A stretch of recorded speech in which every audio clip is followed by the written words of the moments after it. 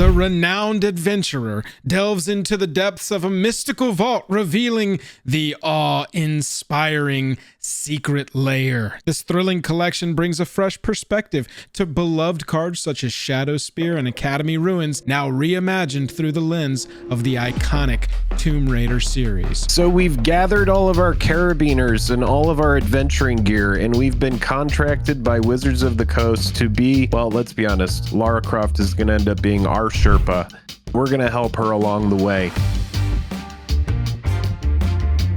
Hello and welcome to the day. Thank you for spending your time with us. I'm Jake. I'm Joel. Welcome back to another episode of Jake and Joel Are Magic, and a big thank you to Wizards of the Coast for sponsoring this video. Without any further ado, let's go adventuring and explore this lair. This one's going to be exclusively available through the Secret Lair website, and the drop features a treasure token and 6 cards, all with brand new art, and one of those is a new mechanically unique commander, Lara Croft. It is not a reskinned Magic the Gathering card that already exists. The other cards, however, are reskinned cards, and those cards are part of the Explorer in the Lost Valley, which takes us back to Search for Azcanta and Azcanta the Sunken Ruin.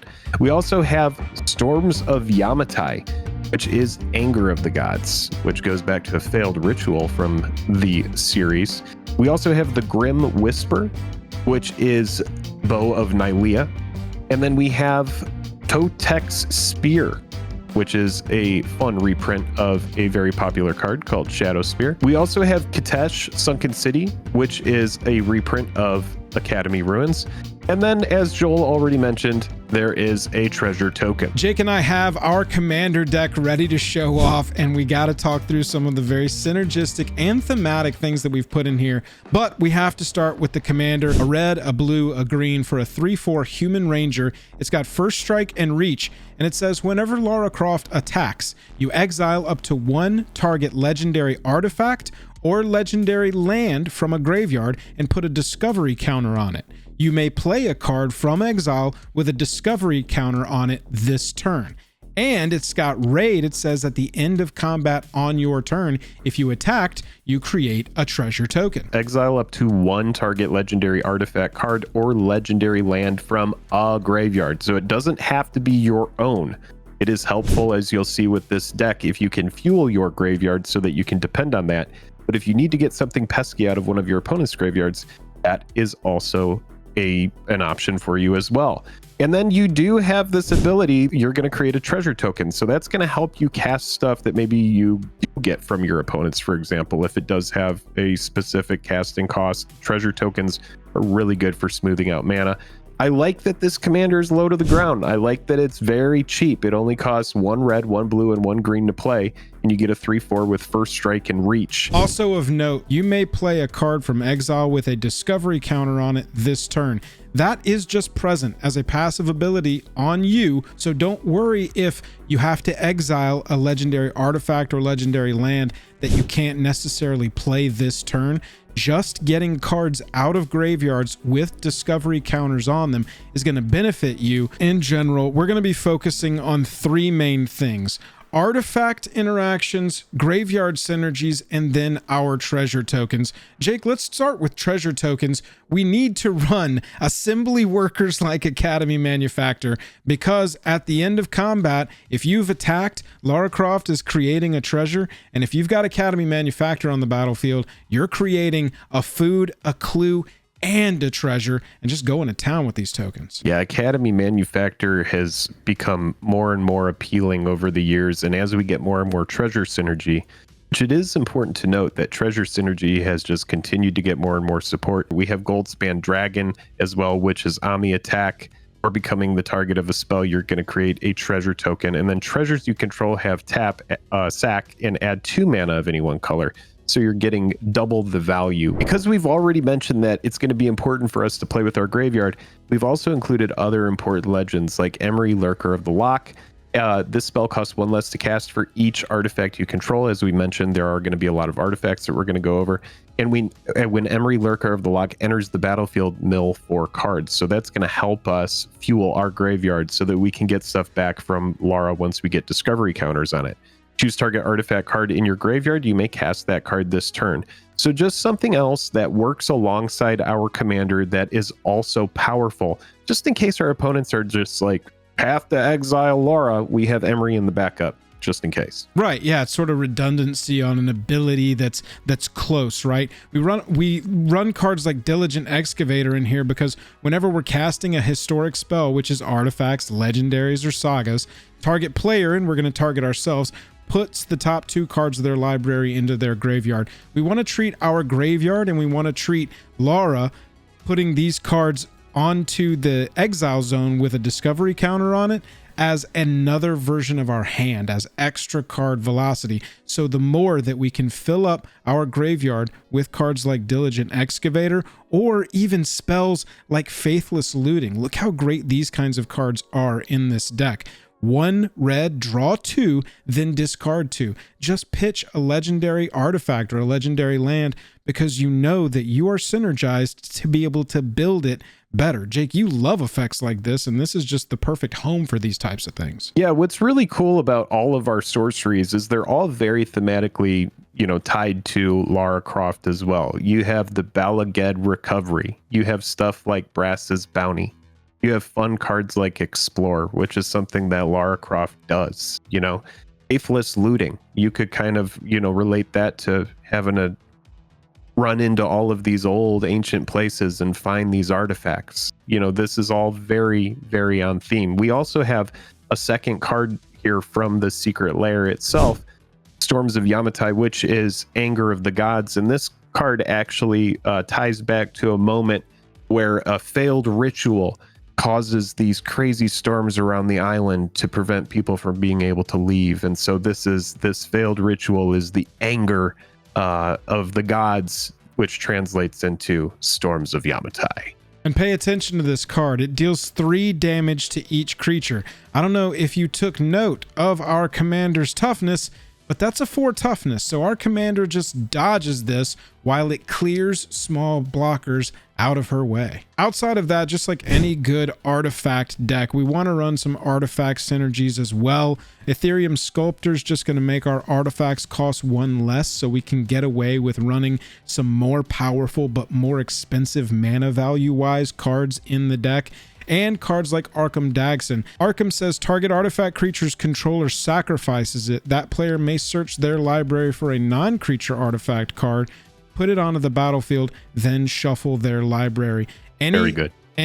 Right, dude. Any of our utility artifact creatures that have just already done their job, or any of our tokens that are getting created by cards like Brutaclad, we're able to sacrifice those artifact creatures to go and get exactly what we need in the moment that we need it with a card like Arkham Dagson. Because, Jake, there's going to be a time where we need to go and we need to grab our Totec Spear, featured here as Shadowspear, so that we can get some life back and get back in this game. That's right. This is a really fun card, and it's an excellent reprint as well. If you're looking for something to add to the collection, having a Shadowspear is a great card to have in your deck. It works really well here. Also, it has this really fun ability for 1 and a colon. Permanents your opponents control lose hexproof and indestructible until end of turn.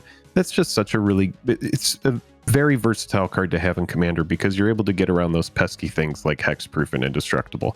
So this card is just, in a lot of ways, going to get you out of sticky situations, and it's a really fun reprint to put into this Secret Lair product. Since we're talking about legendary artifacts, let's look at our other Lara Croft artifacts that are included. We'll start with Grim Whisper as Bow of Nylea. We've got this attacking creatures you control have death touch, which is fantastic for us because we want to be attacking with the Tomb Raider, and this giving her death touch completely dissuades our opponents from wanting to block, because even if they throw a creature that's bigger than Lara where they think it might be in their favor, Grim Whisper is going to say, you might want to think twice about that. You can also pay 2 mana and tap the bow to put a +1/+1 counter on target creature and just keep growing Lara Croft or any of your other attackers. Deal 2 damage to a creature with flying and get some kind of pesky thing out of the air. gain 3 life if you're low there, or you can put up to 4 target cards from your graveyard on the bottom of your library in any order. This deck, we've already talked about it, is about milling some cards so that we can get juiced up and use our abilities to their full extent. Sometimes though, we might pitch some stuff that we're not able to get back, or if the game goes long enough, you could potentially risk decking yourself if it goes far enough. With a card like this, you're able to prevent that from happening because you can just feed these back into your library. It's important to close out a game. And so one big card that we're going to want to use is Blackblade Reforged. Equipped creature gets +1/+1 for each land you control. We already talked about all those explorers and all of the ramp. Blackblade Reforged should be enough to close out a game by itself. Just smack your opponents to death until they die from commander damage. That's right. In general, when you're making choices for a deck like this, look for legendaries first. A lot of the roles that you want to fill in your deck can be filled by legendary cards. We've chosen lots of very fun legendaries that allow us to close out games like Blackblade Reforged, cards like Sword of the Animus that are going to help us ramp and stay ahead on mana so we can keep casting these things. Cards like the Immortal Sun, get it onto the battlefield fast, and you're going to watch your opponent's strategies crumble. You'll notice that we very specifically try to choose as many legendary artifacts as we possibly can to fill out this deck. However, be very specific in your non-legendary picks. Cards like Whisper Silk Cloak, it gives it unblockable, it gives Lara Shroud. Cards like Trailblazer's Boots, non-basic land walk. These are the types of cards that play with the synergy in a different way because you want to get these onto the battlefield early and make Lara unable to be blocked with a card like Key to the City. Tap it, discard a card, so that already plays with our synergy. Up to 1 target creature can't be blocked this turn. We're going to choose the Tomb Raider. Then when Key to the City becomes untapped, you can pay 2, and if you do, you draw a card. Note specifically that Jake and I chose the schematic versions of a lot of these artifacts because, I mean, Jake, flavor-wise, thematic-wise, this could be sitting on her desk in her study, right? Yeah, she's like, I need to go find this key. This is what I have. These are the different pictures that I have of it. These schematic cards work so well in this layer to really bring things all together and in this commander deck. You can see some of the choices that we've made here. I wanted to highlight Hall of the Bandit Lord because when you tap it, you have to pay 3 life, but you add 1 mana to your mana pool, and if it's spent on a creature spell, that creature gets haste. So Lara Croft being recast with Hall of the Bandit Lord, we can catch our opponents by surprise by using legendaries like this to get Lara back into action very quickly. But Jake, we got to talk about Kitezh, the Sunken City here. Academy Ruins showing up as this card in this Lara Croft layer is so excellent because, like I said, we're going to be milling cards into our graveyard, and Kitezh is going to let us put target artifact card from the graveyard on top of your library. Maybe we accidentally pitch our Whisper Silk Cloak or our Trailblazer's Boots into the yard and we're like, need that back, oopsie doopsie. It's not legendary, that's just some of Lara's gear.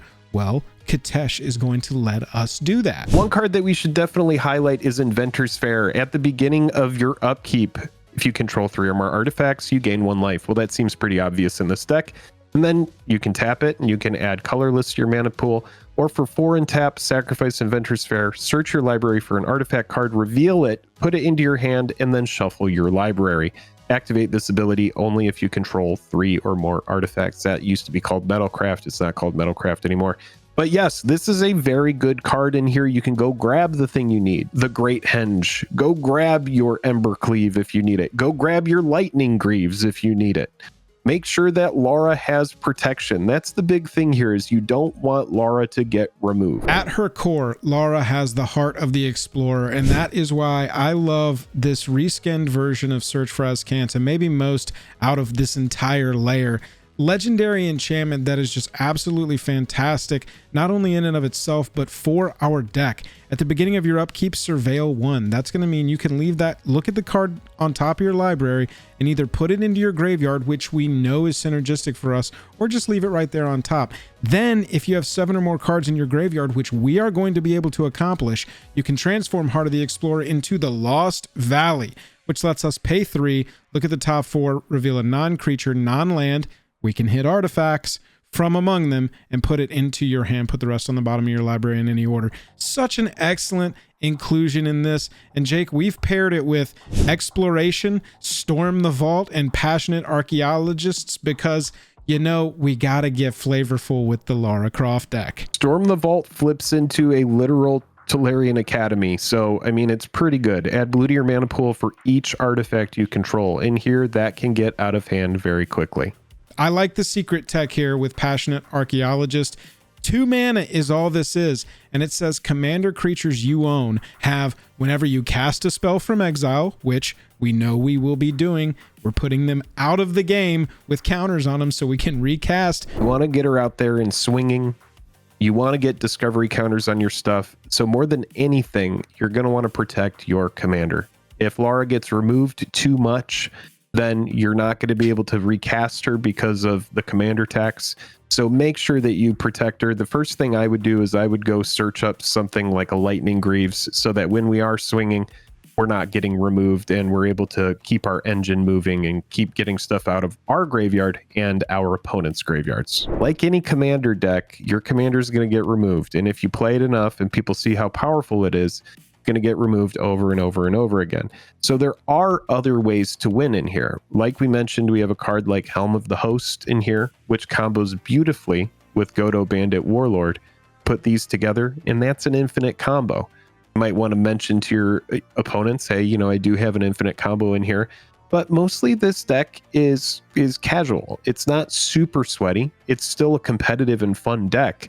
But having a way to win the game other than just your commander is always important. You never want to enter into a stalled out game where you're just waiting for someone else to do something because you don't have any other ways to win. Absolutely. Godo combines with Helm of the Host to make an infinite token attacking finale to your deck. I could see Lara studying the ancient scrolls of Godo, learning about the Helm of the Host deep within a temple, finding the Helm of the Host and winning that way. Jake, I also think it's worth mentioning that it just has some powerhouse cards in here. Traxos enters the battlefield tapped, doesn't untap during your untap step, but every time you cast an artifact, legendary, or saga, it untaps, and it's a 7/7 with trample. Get any of the Voltron pieces that we've talked about that would be set aside for Lara typically, get them on Traxos, suddenly you've got an enormous construct threat ready to go. Same with something like Karn Legacy Reforged. Power, toughness, each equal to the greatest mana value among artifacts you control. Yeah, putting Karn Legacy Reforged right next to your Embercleave and saying, yo, pick that up and attack, it's gonna go very well for you, especially if you've got any of these other pieces as well. So it's not only our primary win con that's gonna get you there, we've got some backup ways to win as well. Like Jake said, if they just target you down, don't feel like there's nothing you can do. We've got some options. What would you do with yours? If you were getting this secret layer, if you're about to pick it up right now, how would you build it differently, or would you go with our same strategy? Another huge shout out to Wizards of the Coast. Thank you for picking us to show off your secret layer with this brand new deck tech. We had a blast making this video. So make sure that you bring your flint, because you'll probably need to make some fire. A compass. Get your rope. Yes. You need a compass. You need your adventure. You need your Trailblazers boots. We need those because we're going to be blazing some trails. Grab all of your supplies because you might get lost in an ancient tomb and you won't know your way out. So don't do that. You don't want to be, well, if you have Lara Croft with you, then you will probably be okay. Probably.